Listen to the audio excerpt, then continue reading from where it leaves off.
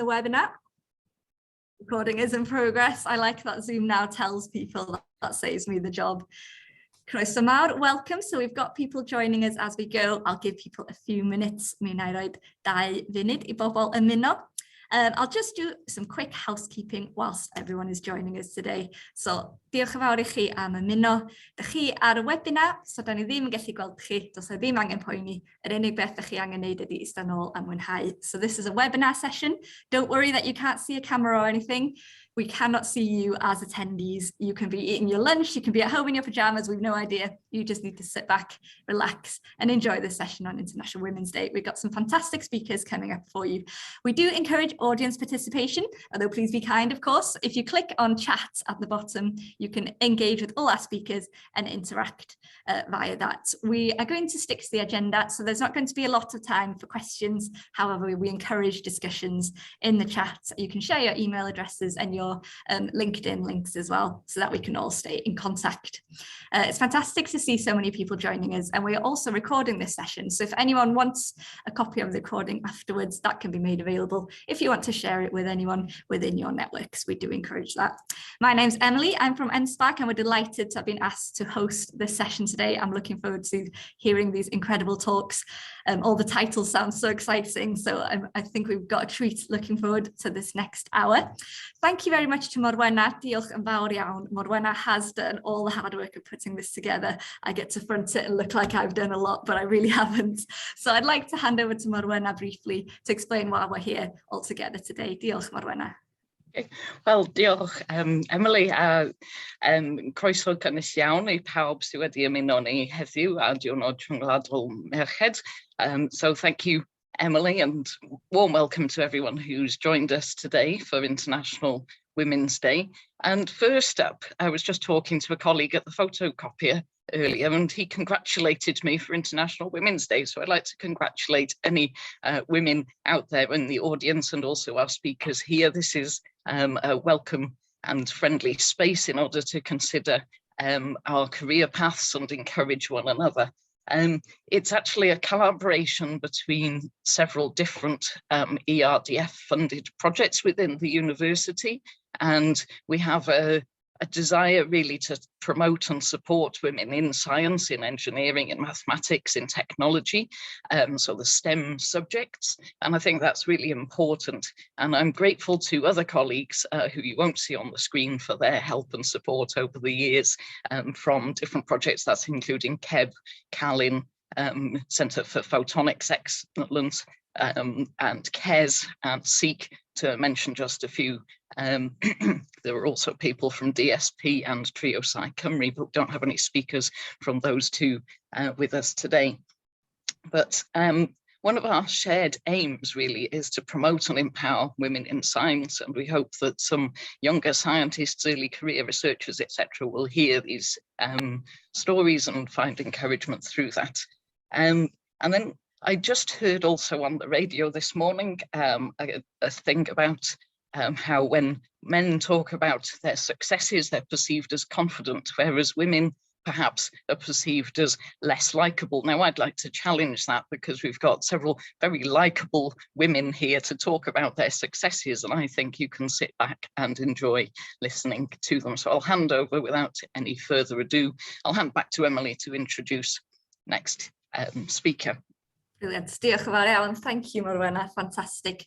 So our first speaker is Cami. Cami is from Bangor University, and Cami talk is entitled "It's Okay to Take the Scenic Routes," which I'm very excited to hear about. I've already seen the first slide earlier, and it looked very intriguing. So I think we're in for a treat for the first one here. Cami's also got the added pressure of having to be the first to share her screen on Zoom, which is always frightening. So over to you, Cami, to put the spotlight on you. And thank you so much for going first as well.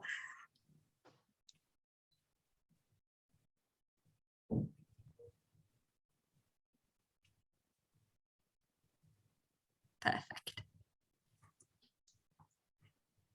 That looks great. You are on mute. I'm so sorry.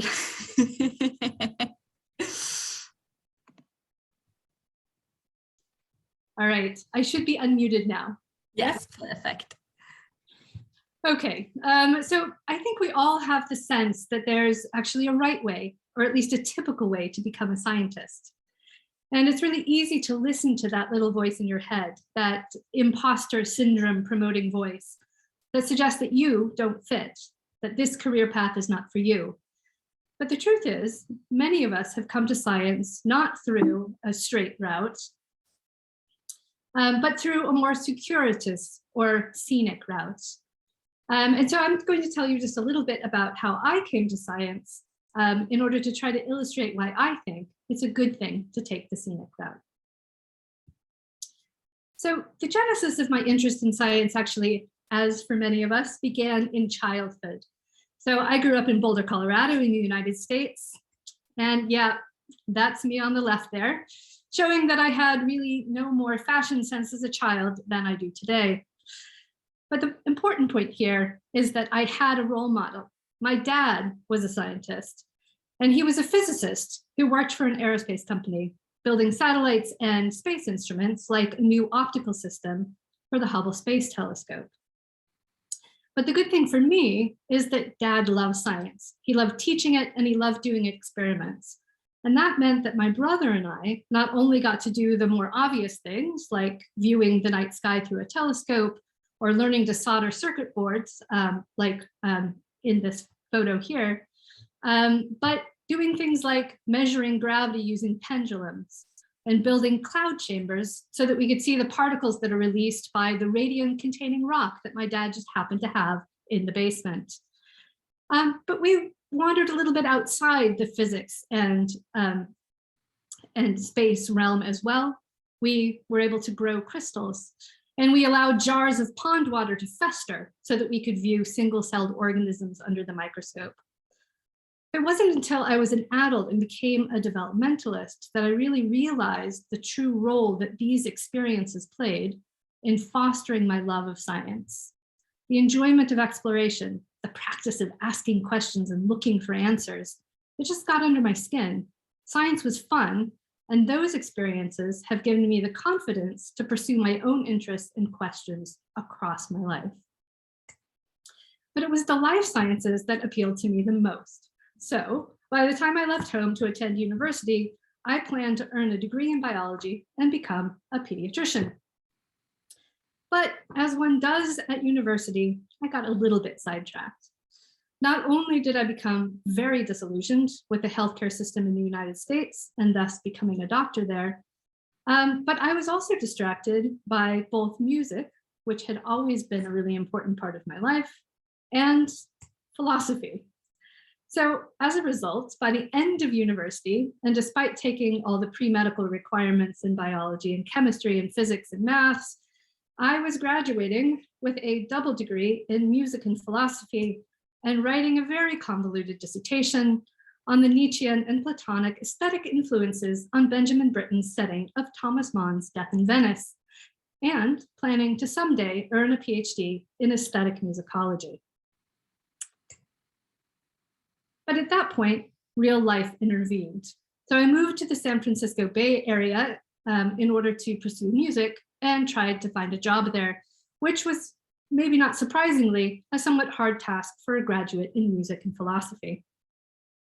But my interest in pediatrics and care came to my rescue and resulted in 2 jobs.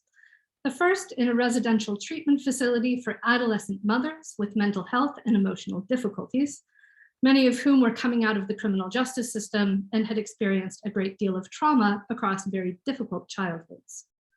The second was providing one-to-one support for children with a range of developmental difficulties, including cerebral palsy, Williams syndrome, Fragile X syndrome, and autism. Many of the children I worked with during that time were nonverbal, and I went on to earn a certificate in assistive technology so that I spent much of my time helping those children to learn to use switch systems and communication devices and eye trackers to both access their school curriculum, but also to interact socially with their peers. And it was a work across all of those domains that really sparked my interest in the brain. So I began to read books about neuroscience and take classes in the evening, primarily neuroscience classes, but also a bit of molecular biology, a little endocrinology, and actually the only psychology class that I've ever taken, one in developmental psychology. eventually, I had enough background to apply to a PhD program in neuroscience.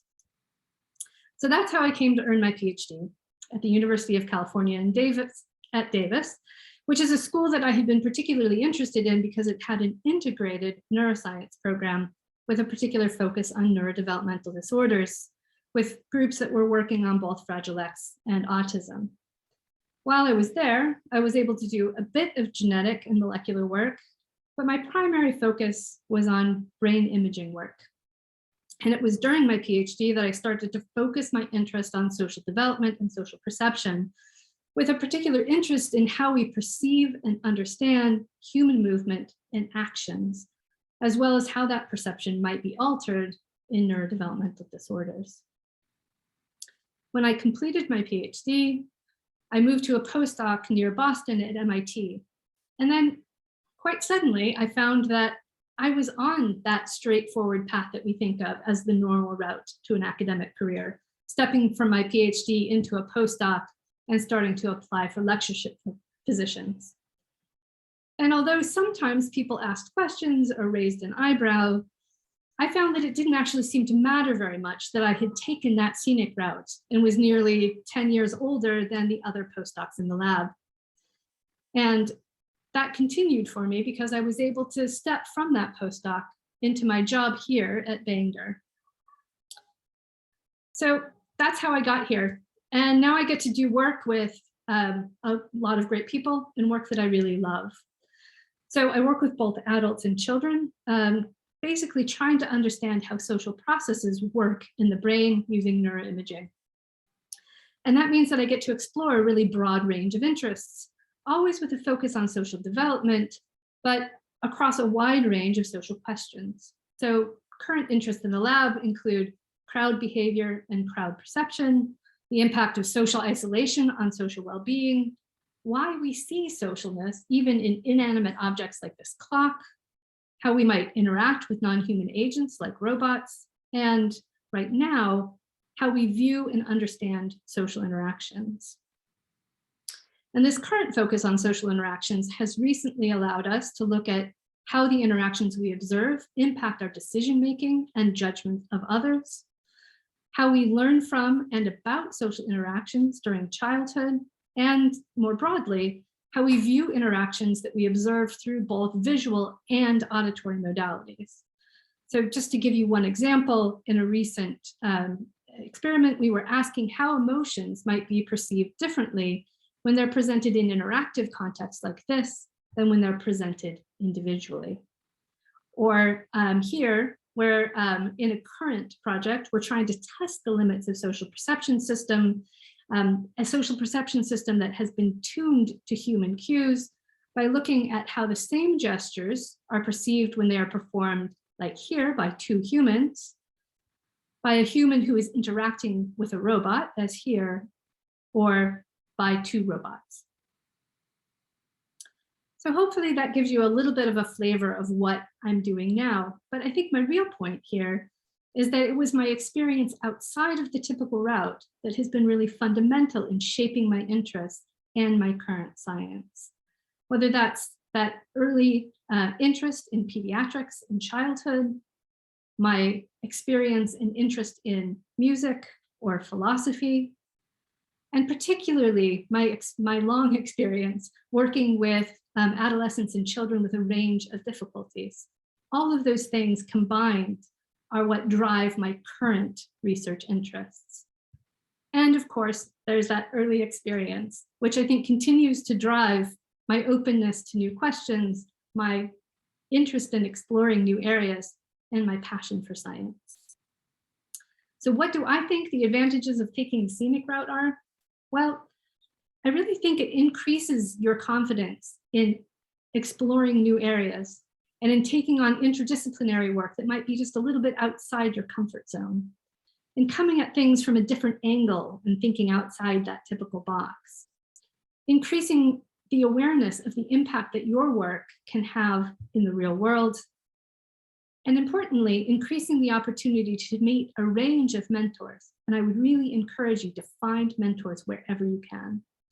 And lastly, it's a reminder that actually many paths are the right path to science. That's it from me. Thanks for listening. Fantastic. Thank you very much, Cami. Yes, round of applause. Excellent. Thank you so much for that. That was really interesting. And I think it's quite important, because I think a lot of us are told as women, especially from the start, you know, this is your goal, and if you haven't reached this by a certain age, then you'll be put out to pasture. It's too late for you, and the next group will come in. So I think that's really important to remember. There's not a direct route to science. So that was fantastic. I think that was an excellent talk. Thank you very much, Cami. If anyone wants to engage with Cami or ask any questions, please do so in the chat. Cami will be keeping an eye on that for the next 5 minutes to engage with you. Brilliant. Thank you again. Excellent. If I can ask you to put yourself on mute then, and we'll go over to our next speaker, who is Cameron Gray. Cameron, thank you so much for the tech support at the start of this event. Cameron's the reason we can all share our PowerPoints with ease now. There she is showing us how it's done. And Cameron's talk is titled One Woman's Wonder Through STEM. Thank you, everyone. Happy International Women's Day to everyone. Just like Cami, my pathway wasn't straightforward, although exactly like Cami, I was definitely going to be a scientist. The writing was on the wall. In fact, I was 2 years old when I had my first computer, after being taken out for a family meal where we spent more on the Pac-Man machine than we did on the meal. So my father decided it was going to be cheaper in the long run to buy me computers rather than feed money to arcades. I've entitled my talk This Wander Through STEM because I've done a bit of all sorts of things in my professional career. I'm an unashamed geek, and geek is definitely a good word as far as I'm concerned. I've been all over the tech map. I've been a professional developer. I've run networks and ISPs. I've run my own businesses as managing director. I've been a tester, a product manager, a systems architect, and lately I've turned my hand to teaching. Although if you told 16-year-old Cameron that she would end up as a teacher, you would have got laughed out of the room.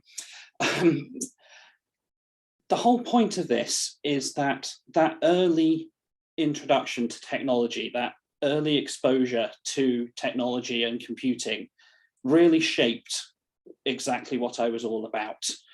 I was the only person in my nursery class that not only knew her address and telephone number, but also how to get there from nursery. Computing actually taught me to read and write. I had to learn to read in order to actually read the instructions for the games that I was playing. And there is a fabulous piece of Gray family memorabilia of home video of me screaming my lungs out at this machine because I'd learned to read "What is your name?" to enter for my high score, but I hadn't learned to write or type yet. So I'm going, Cameron, Cameron, and just screaming my heart out at the damn thing and getting more and more frustrated. That developed into similar things that, interestingly, as Cami did, growing crystals, playing around with materials science, occasionally blowing things up in the backyard. Yeah, I think Cami will agree with me that actually most of chemistry is trying to avoid accidentally blowing stuff up.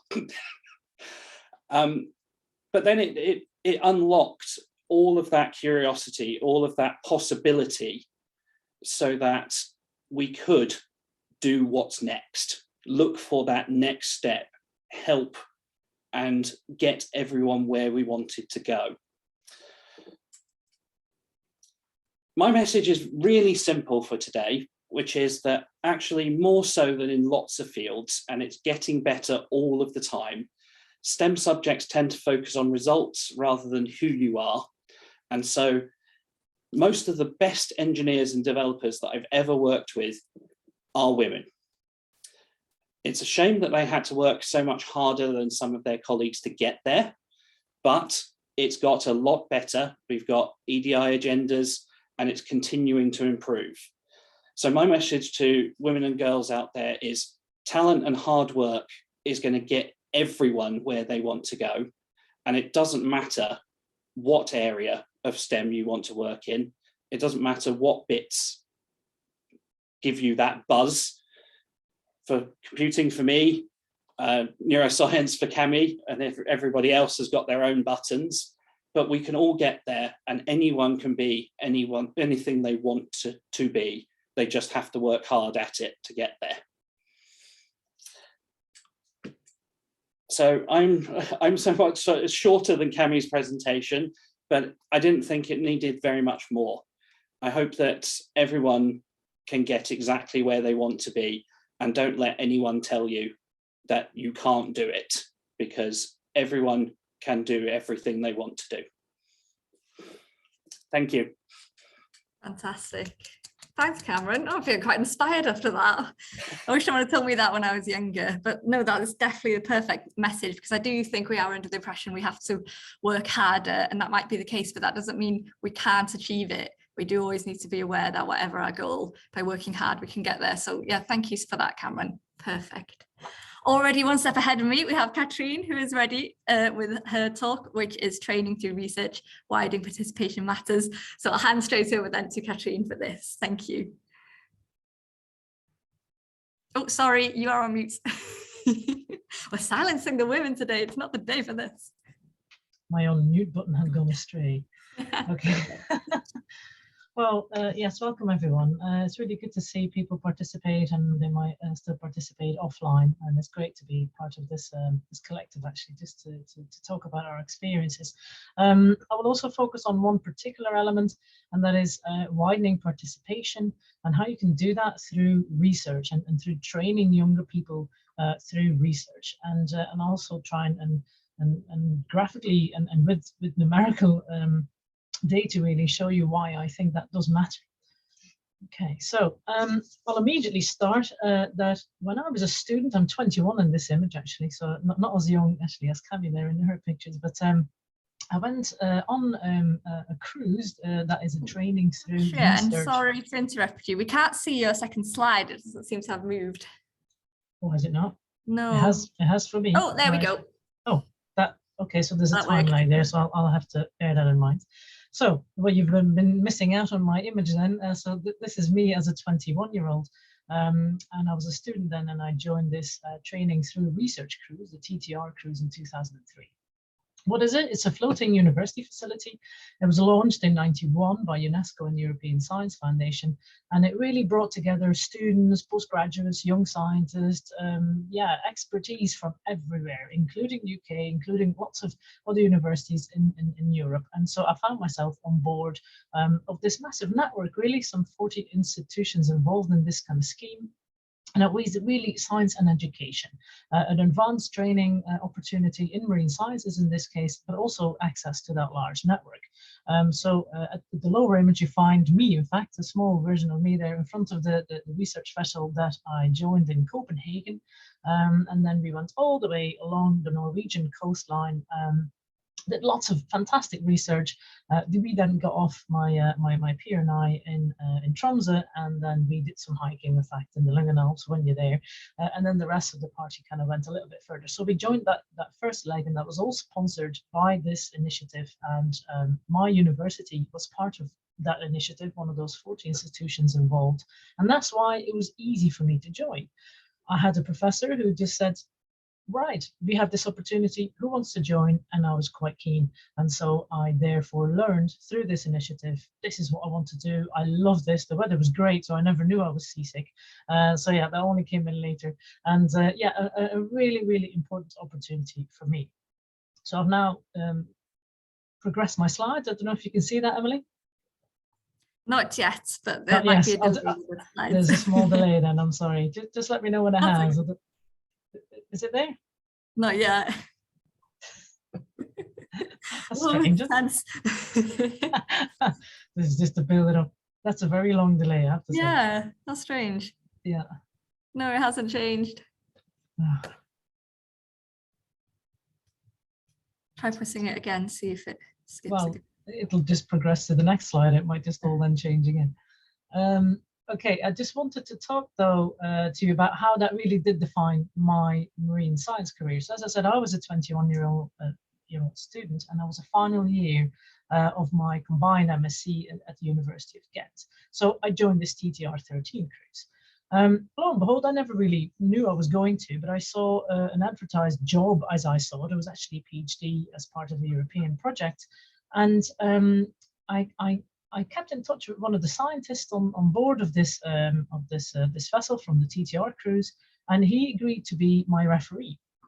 I didn't actually know that they worked really closely together, the future supervisor and this referee. So I was immediately in with a chance there because I had the right contacts.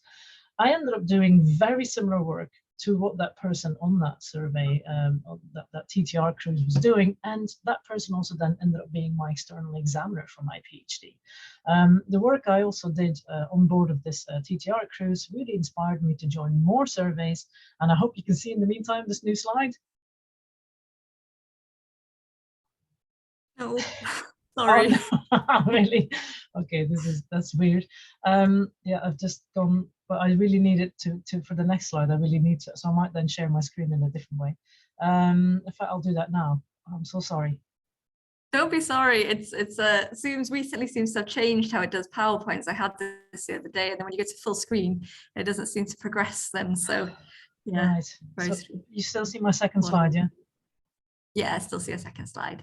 Okay. So I have to stop sharing them, right? Right. Okay. This is No problem at all. In the meantime, if our audience has any questions or wants to start any discussions, not just with our speakers, but perhaps with each other as well, please remember you can click on chat at the bottom and put anything you want to say in the chat there.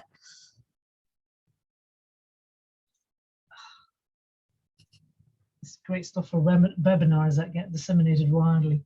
Don't worry. Okay, so what I will do is maybe share. Okay, share. So I'll get rid of this, get rid of that, and get my PowerPoint on there. So then, is that going to work out? We can see your desktop now. What about this? Do you see my PowerPoint? I can see a PowerPoint. Oh, okay. Perfect. I'll just keep it nice and simple.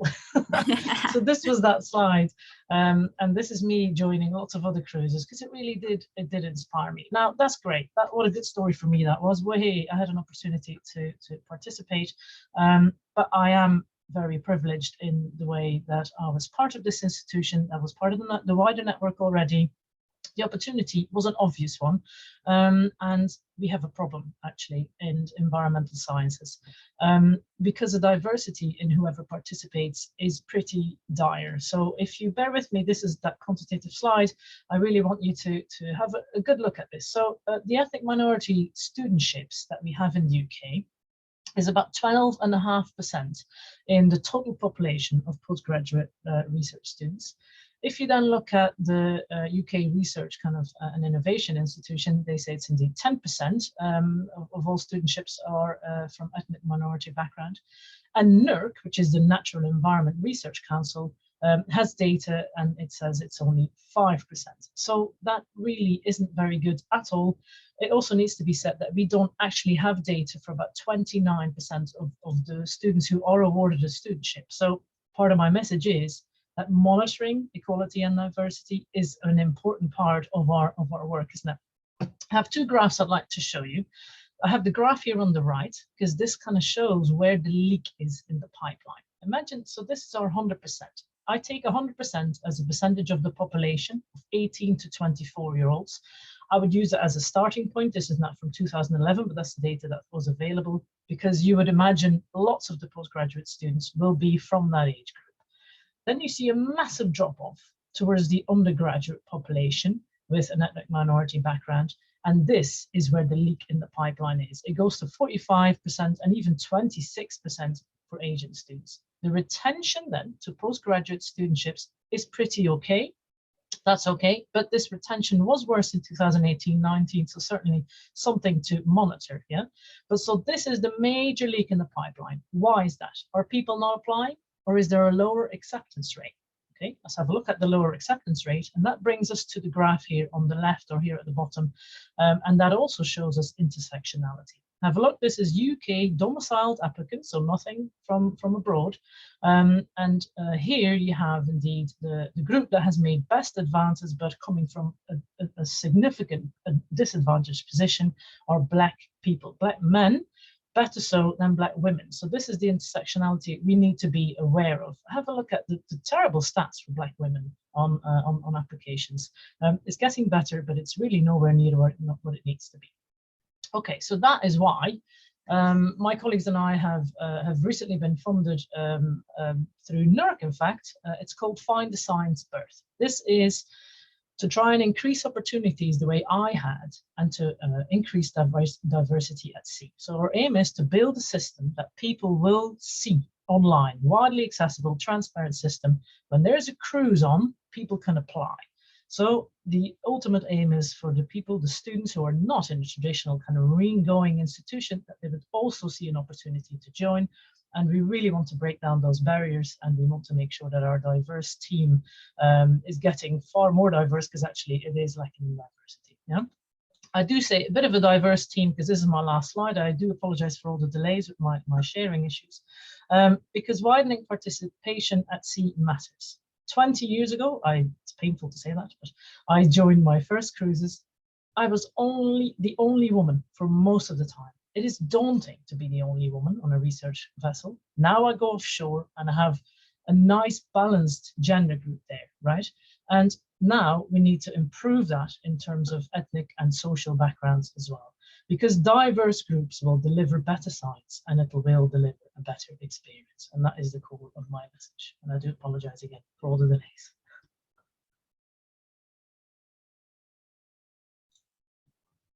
Sorry, I was on mute then.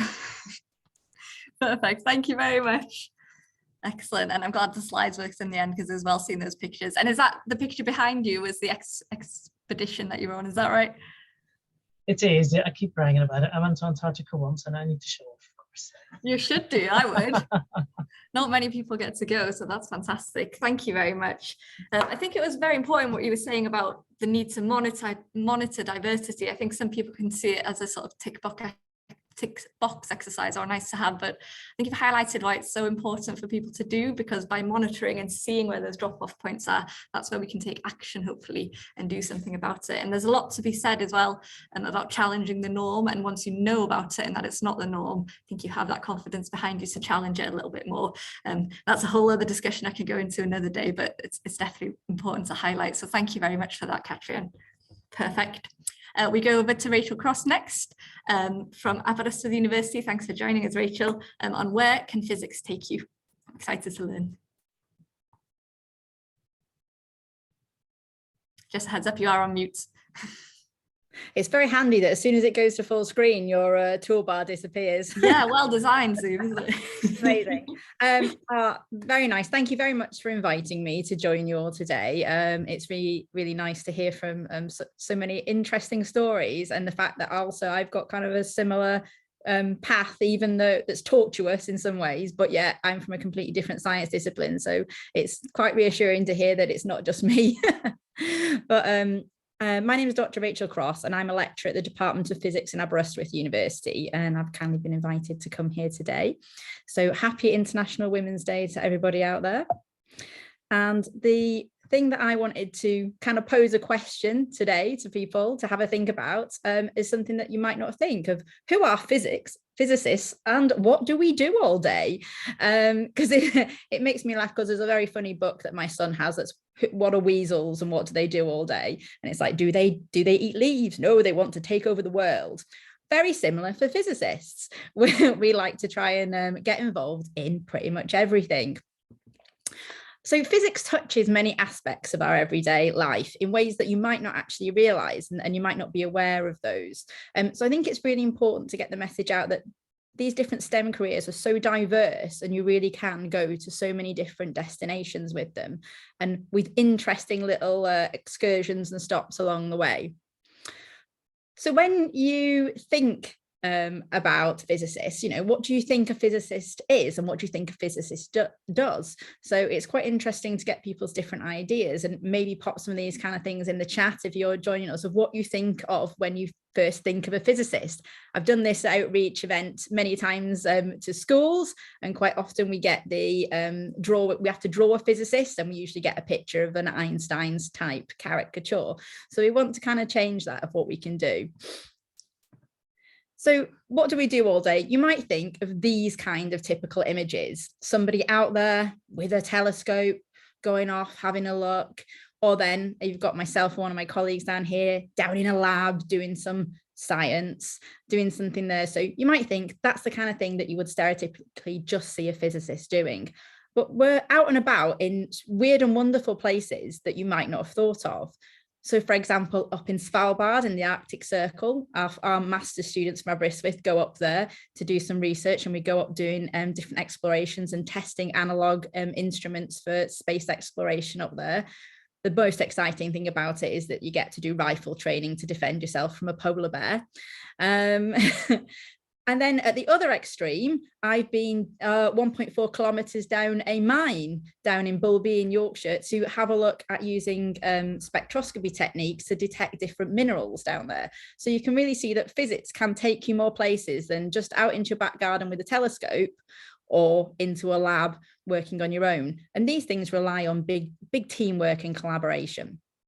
So that's just kind of an idea to set the scene of where you can go as a physicist. Much like our earlier speakers, I always wanted to be a scientist. I was very into art as well, but I always wanted to be a scientist, mostly because I wanted to blow stuff up. So I too had a chemistry set as a small child and was relegated into the garden to blow stuff up. And that was my career aspiration, to blow things up for a living, which led me to Aberystwyth University. And another example is you might think the intersectionality between disciplines. We do work very closely with other disciplines. So here's some people doing some sampling of a acidic pool in Iceland to look at the microbiology for astrobiology applications for planetary exploration. So there really is quite a lot of intersectionality there. So just to give people who maybe are watching this or will watch it back later an idea of, you know, where can physics take you? So this could be as early a jumping off point for priming the pipeline of physicists as thinking about what you did at GCSE, thinking about what you did at A-level, thinking about degree, and then further degrees. But there's so many different things. And the one that usually people think of as a physicist is the curiosity-driven research, which is quite a grand title of we look at it because it is there and it's interesting. So the curiosity-driven research, and that's the thing that brought me back to academia in the end. But lots of physicists go into diverse things, education, looking at environmental science, healthcare, high-tech industries, energy, space, where there is a very hot topic at the moment, looking at the sun and magnetic flares and seeing how those kind of things are going to influence our satellites. So you can see that you can actually basically physics can take you everywhere. So this is my super big plug for physics out of the STEM subjects. So moving just on to a bit of a case study. So I'm obviously a physics graduate, and as a kind of like background of what I did with my physics degree, I got a Bachelor of Physics from Aberystwyth University, and I went off into the big wide world thinking about blowing things up and wanting to be a professional scientist. So I went first, and I went and worked for the Ministry of Defence as a career option. So I went straight in there as a graduate physicist working on nuclear projects. And one of the projects that I worked on was the risk management of the Astute class submarine for the reactor capabilities. So that was a really exciting project, and I got to go around and see the world and go to many exciting things that I sadly can't talk about on this webinar. But it is a really interesting career. But for me, in my journey, there wasn't enough physics for me. There wasn't enough research, as I found that if you're in the nuclear industry, research and wanting to blow things up don't come together harmoniously. So I decided I missed doing a bit, and I wanted maybe to get something that was a bit more involved and a bit more hands-on if I couldn't actually be as hands-on as I wanted to be. So I took all my project management skills that I'd acquired in the Ministry of Defence, which were excellent, and all my training. And I thought, where's my next step? I like nuclear and I like engineering, but I want to do something a bit more that's hands-on. So I moved then into go and work at a nuclear power station, and I went to the civil generation sector. So I went to go and work to be a nuclear safety engineer and reactor physicist. So I took quite a typical path in working my way through different kind of professional roles in that kind of way, and being a member of the Institute of Physics, and I did reactor physics. So where you can see the image in the middle of somebody walking across the pile cap there, under each one of those squares, that's where there's a channel of fuel, because the reactor I worked on was an advanced gas core reactor. And you can see the big green machine there called the charge machine. That's the thing that would lift the fuel rods and change them around. So that was part of my job, to write the safety cases and decide what fuel went in different places. Sounds really interesting. My parents absolutely loved having a daughter that could go around and tell people that their daughter was a nuclear physicist. It was very exciting. However, much like other people, maybe it wasn't the path for me. And again, I'd like to stress to anybody thinking there, you don't have to pick your career path in your first job. I certainly haven't. And I still don't know what I want to be when I grow up, if it makes any sense to you. But I enjoyed that role, but I really missed that thing that physicists do, and that childlike curiosity of wanting to look at science and get involved in something, turn spanners, tweak things. And I really wanted to get involved in that. So serendipity brought me back to my home, back to Aberystwyth, and to do a PhD. And actually, we've got people, we're talking about European projects. We've got KES. KES, actually, I was one of the first KES PhD students. So working with a local company, they sponsored my PhD looking into instrumentation research, and I got to do what I wanted and wield spanners and build pieces of equipment. And this is one of the things that I built. And there I am on the right, looking very tired, but very happy with the bound copy of my thesis. That then I think I went and slept under a table for a couple of weeks afterwards. But it's just to say that, not to think that because you've maybe left university with a bachelor's, with a master's, and then gone into industry, it's not to say that the door of academia is closed on you and that you can come back. And there's a lot of transition between the two now. And it's less more of that linear path that you heard about at the beginning, that you're stuck on. So if you're an academic, you can only be an academic. If you're going into industry, you can only be an industrialist. And the kind of research that's now taken me on to, now I'm from a PhD student to a lecturer, is I predominantly look at diamonds. So I look at wide bandgap materials, and one of those is diamonds. And what you might think of as a diamond is the thing to your left there, which is a nice big jewelry diamond. That's not the kind of diamonds that I work with. I work with the things up on the top there, looking at chemically grown diamonds, so diamonds that have been created in a laboratory, to then look for different structural properties of those, so we can optimize them from engineering capabilities up in the top right there. So looking for different engineering applications. And then in the middle, the really exciting part of my work, from the large diagram that you've got there, the ball and stick diagram, moving from a big single crystal diamond to, which is something that you'd have on your jewelry, to something really actually quite tiny from the ball and stick one, and that's a nano diamond. So that's representing something that's like as small as 5 nanometers across. And those actually you can get to fluoresce, and we can put them in things like wiggly worms and nematodes, and we can use them as fluorescence markers. And we can also attach different drugs onto them for cancer, for chemotherapy drugs. So that's something that I'm working on at the moment. And down the bottom is me and one of my PhD students and a fellow postdoc on one of my projects. We're looking very tired. I think that was taken at about 4 o'clock in the morning on beam time in Aarhus. We were doing some experiments there. So we do get around as physicists. We're not just bound in the lab. And I kind of like to finish off, just to tie it all together, with where we are now, is that at the moment, one of the projects that I'm working on is the Centre for Photonics Expertise that you've heard mentioned so far.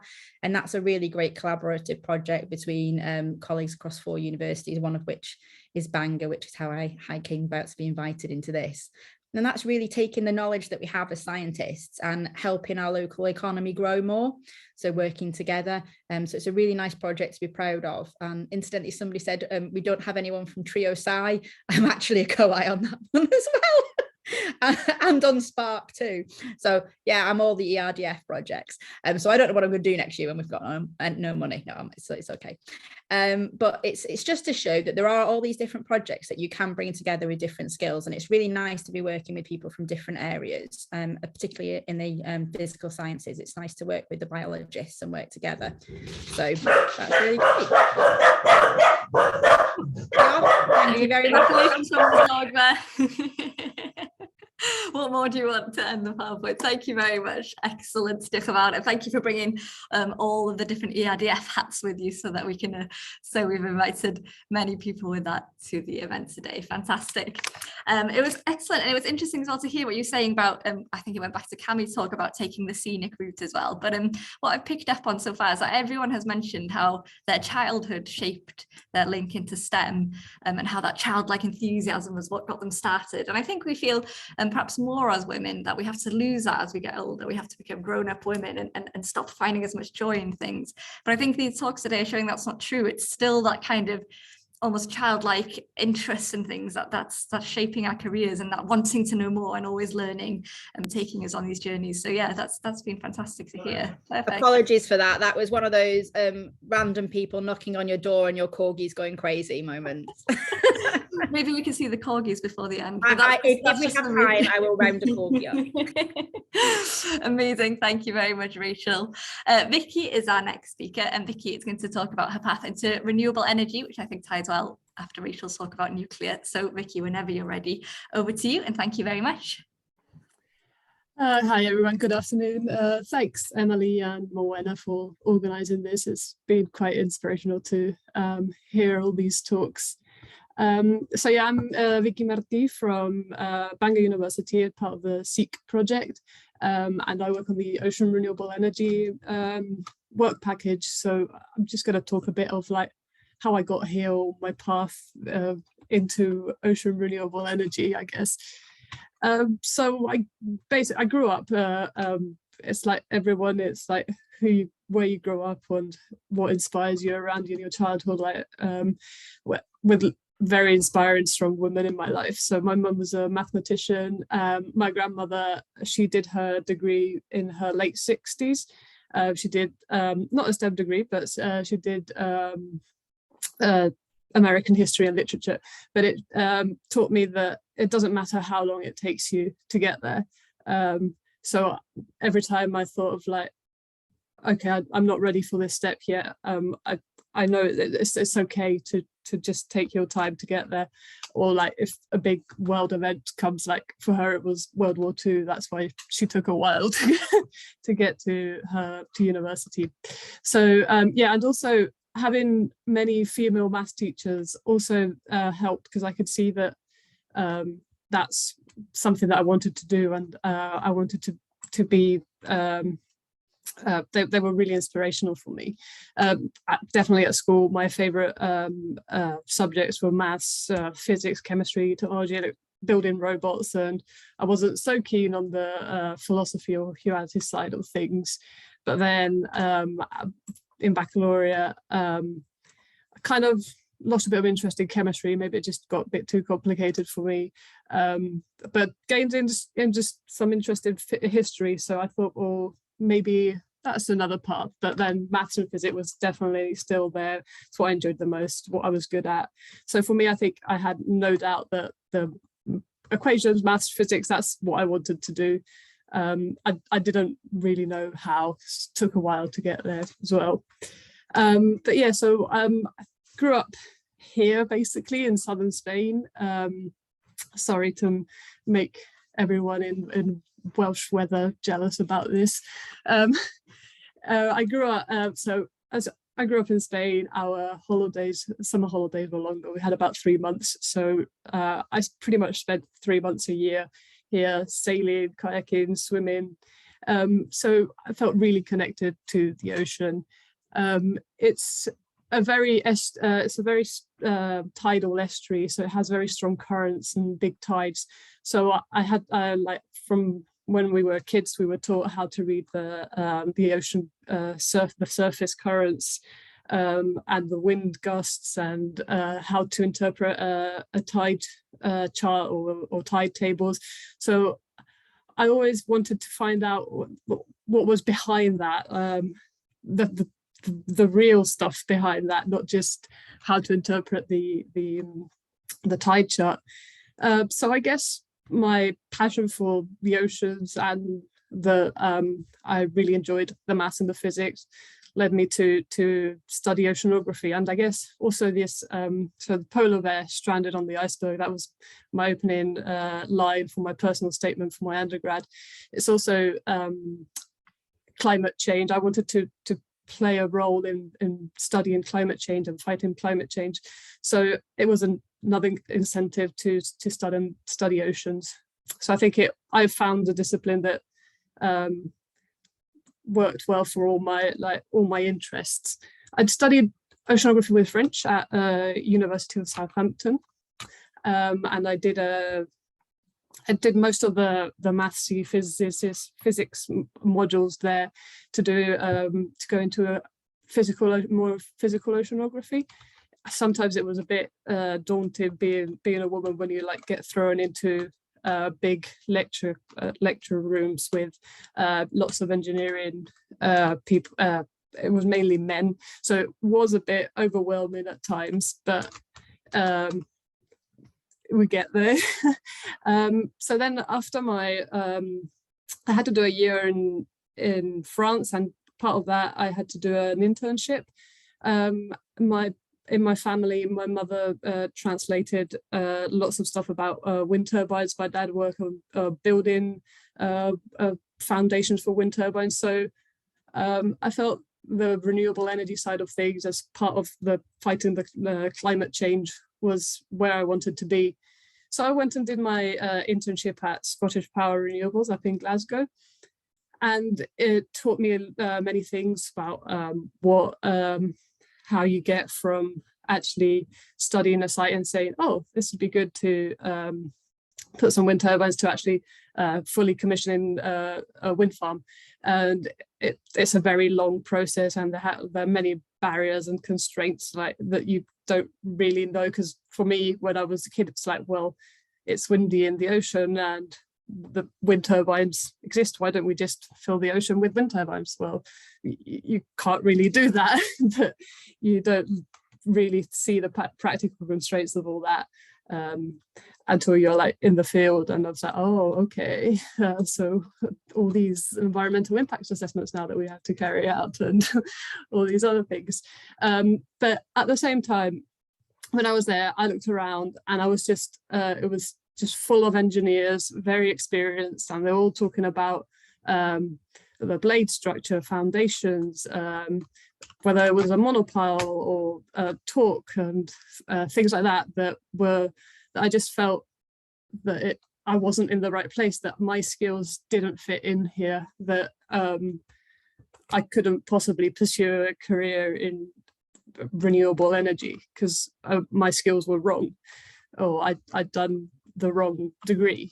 So I took a year out after that, and then kind of thought actually it is what I want to do. So how can I get there? What can I do to improve my skills or gain more skills? So I ended up going up to Orkney. So yeah, I went from southern Spain up to Orkney Islands, which was a bit of a shock for the system. And I did an MSc in marine renewable energy there.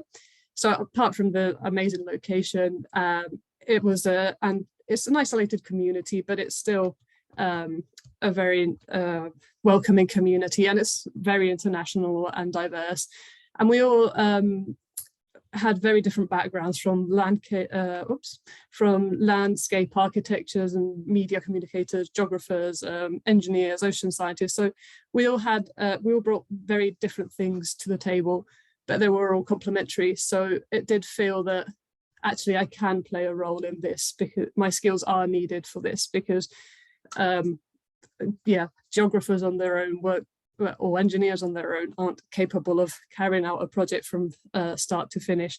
So I felt that I did find a space for me here. It's also, and we also got to see many of the devices that actually get tested up in Orkney, because and you get to go in, so you get to see the real thing, because as the European Marine Energy Centre is up there in Orkney, and lots of speakers got invited to our lectures, so you get to talk to the developers or the consent managers, or even the ocean scientists there. So you felt that, oh, actually I do fit in, so I was in the right place. So yeah, that's what brought me here. So now I still have my equations, and I like to play around, and yeah, now I'm just working on the tidal range resource of the Patagonia shelf. But yeah, it doesn't really matter how you get here or how long it takes, or I think it's just important to do what you enjoy, and not let anyone say, no, this is a wrong place to be. You don't fit here. I'm sure you can find like somewhere where like your skills do actually fit in there. So yeah, thanks for listening. Brilliant. Thank you very much. Excellent. And whilst you were speaking, I opened a poll as well, because I was interested. I can't remember who in the chat put the question. Was it Laurie? Said who took a non-standard or took the scenic route to their career.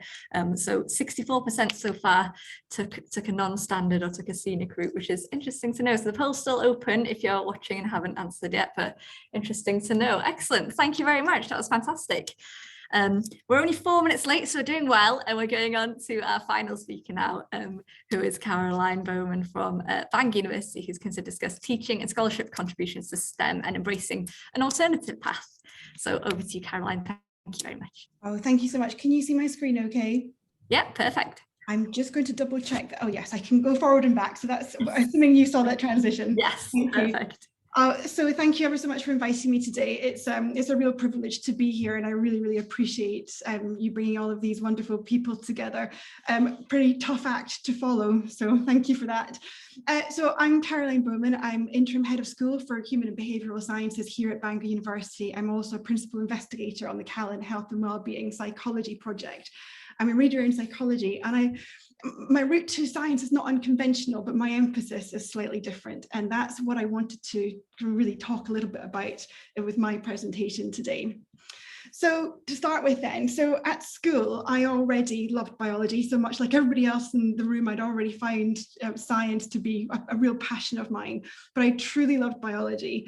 But in my final year at high school, I discovered I could study behavior and the things that influenced it, and in particular relationships.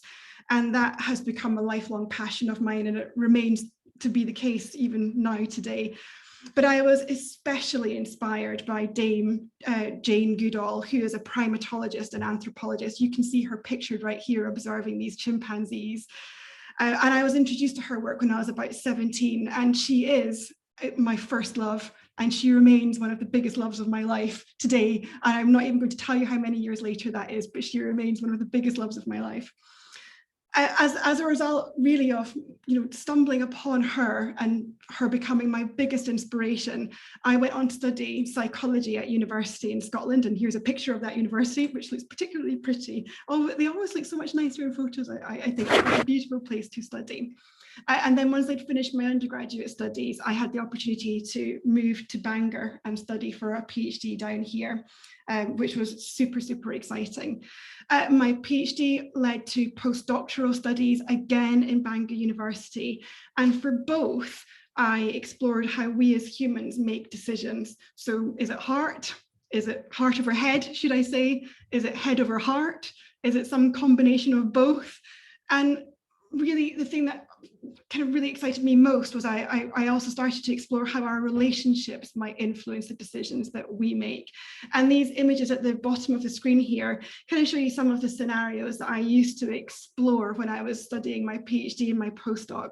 So character B here would have to watch somebody making decisions on a computer, so character A, and they were either allowed to talk or not talk. And actually, we also varied the relationship between character A and character B. So sometimes they were strangers, sometimes they were friends, sometimes they were lovers. And what we then went on to explore was when character B then had to go on to make decisions themselves, how had they been influenced by that interaction that they'd had with the relationships with those people? It was super interesting. But for me, I felt so very lucky because throughout my PhD and also my postdoctoral studies, I got to teach. It was part of my funding within the school, in the school at Bangor here. And in teaching, I really discovered my second love. So Jane Goodall, #1, remains to be the case today. Teaching, #2, remains to be the case today. And, you know, I think I was reflecting a lot on this when I was preparing this talk for today. I was and still am completely fascinated by the incredible responsibility of nurturing and inspiring the psychologists of the future. To me, it's something which is just so precious and so special. I've never managed to quite get over it. It's so meaningful. This here is, and I don't even think that these students know that I have this photo. They were taking a midterm exam. This is way back in 2018, so it's pre-pandemic. They were allowed to sit this close. And this was my view of those students taking an exam. It's kind of the fruits of their labor and the fruits of mine. In any case, at the end of my postdoctoral studies, I had the opportunity to take a research post in Canada, in Montreal, actually. You can see the red dart in the map there. You can also see Bangor just here on the screen, so it's pretty far away. But at the same time as I got this research post in Montreal, I also was awarded a teaching lectureship in Bangor, and it was literally the same week I got the offer for both. And it was such a tough decision, and I really didn't know what to do. And I thought back to my research and I thought, well, I have to try to apply this in some way. So is it heart or is it head? And I followed my heart, and the teaching route won. And sometimes in the dark moments, I look back and I think, gosh, where would my life have been had I actually taken that postdoc in Montreal? But for the most part, I'm super, super happy that I took the teaching route instead. And, you know, one of the reasons for that is, you know, in my lectureship, and it's a teaching and scholarship lectureship here at Bangor. And, you know, we've got such a tremendous support system and career path for people who take a teaching and scholarship rather than a teaching and research route. I worked with the most fantastic, and I still do, the most fantastic teaching innovators. I love designing and delivering new courses, from communication skills. I redesigned the entire year 1 curriculum with this in mind, to biological psychology, so keeping my passion for biology alive. And then finding something a little bit new for me, so branching into consumer psychology. And, you know, again, in this lectureship, I loved every second of teaching and working with students. And in fact, I still do, very much so. But as a result of teaching those courses, and in particular consumer psychology, I began to take on consultancy work in the domain of consumer psychology. And this for me brought so many things together. And I remained a lecturer at the university through all of this time. This was kind of consultancy as a result of the job that I had. So it brought together so many things for me, from understanding how humans make decisions, to how our relationships influence that, to how we communicate with one another. And as a result of this, I've provided insights for some really big companies. You can see the names that are on the screen there. And I've also given some expert opinion in the media, absolutely terrifying, but something that's really quite nice to look back on. You can see your much younger face frozen in time as you get much older and more wrinkly. But at the same time, through all of this, I was really beginning to gain leadership and management experience in the School of Human and Behavioural Sciences, and also just within the university. And I suddenly found a third love. So we have Jane Goodall #1, and she will never move from this spot, teaching #2, and then leadership and management #3. And actually I've been head of school for just about the last 2 years now, and it's just such a real privilege to find ways to support staff in their cutting edge research and also in their drive for teaching excellence. And this, for me, it really ties into my other university role, where I support staff to have their teaching activities rewarded and recognised within the university and nationally. And on the screen here, you can see two of my colleagues. We have Dr. Paloma Mari Beffa on the left there and Dr. Tandy Gilder on the right, receiving their institutional teaching fellowships to recognise their excellence in teaching. I've got the honour of applying my experience in research, in teaching, consultancy and leadership as a principal investigator on the Callan Health and Wellbeing Project, along with 3 other principal investigators and 4 absolutely magnificent postdocs, and they're pictured here, and I think some of them might have come along to listen today. We've got Matt, Sophie, Catherine and Lucy, and they really are the future. And every time I meet with them, I just think, gosh, you know, our future really is in safe hands when you've got such excellent people like this. You know, the future of science is pretty great. And we as a collective, we're working to support health and wellbeing in local companies in Wales and in Ireland. And for me, it's just really wonderful to see our work making an applied impact in society. And it just feels like it's a great kind of realization of all the different experiences I've had that have kind of led to this point. So very lastly then, just as a final message, I always look back to Jane if I'm losing my motivation or if I need to feel a little bit inspired again. And so my last words are for you, but they do belong to her. And I hope I can read this without crying. Please don't judge me. I just love her so much, and everything she says is always just so meaningful. So this is Jane's words. So the advice I give to young people today is exactly what my mother gave to me when I was 10. And I said, I'm going to grow up, go to Africa, live with wild animals and write books about them. Everybody laughed. How could I do that? We didn't have any money. World War II was raging. I was just a girl. But my mother always said, if you really want something, you're going to have to work hard. You'll have to take advantage of every opportunity, but don't give up. And they are hopefully words that resonate with you as well, because, you know, certainly everybody in this room seems to be working super, super hard. I just really want to say thank you so much for your time. I'm very sorry for my emotionality and good luck as you move forward. I think my last piece of advice is just any opportunity you do have, take it, embrace it and move forward with it. And always, always remember to follow your heart. So thank you. That's it for me. Thank you very much, Caroline. Please don't apologise for showing any emotion, because I think the main emotion that tends to be celebrated in the workplace tends to be aggressive emotion and kind of, you know, anger and getting it right. And I think there's definitely more room than we allow for being emotional in a vulnerable way as well. It shows how passionate we are. And I'm glad you went last, I've got to say, because I couldn't have closed better than how you just have then as well. That was fantastic. Amazing. Thank you so much. It's all about Jane.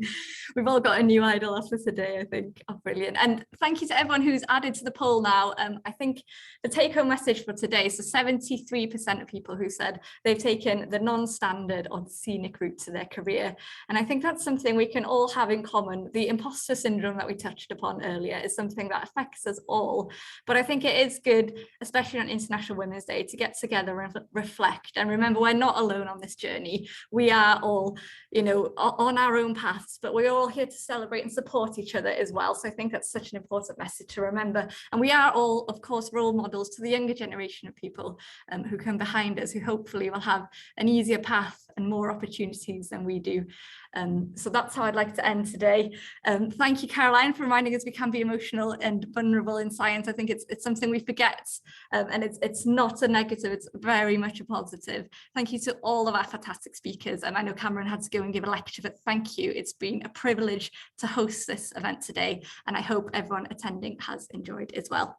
If you want to keep in touch, I'm sure you can find all of our speakers on LinkedIn. We'll try and send you information on that. So keep an eye out on social media posts from Bangor University, Upper University and M-SParc as well.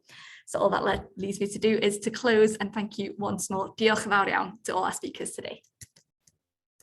Thank you. So loud. Thank you. Bye.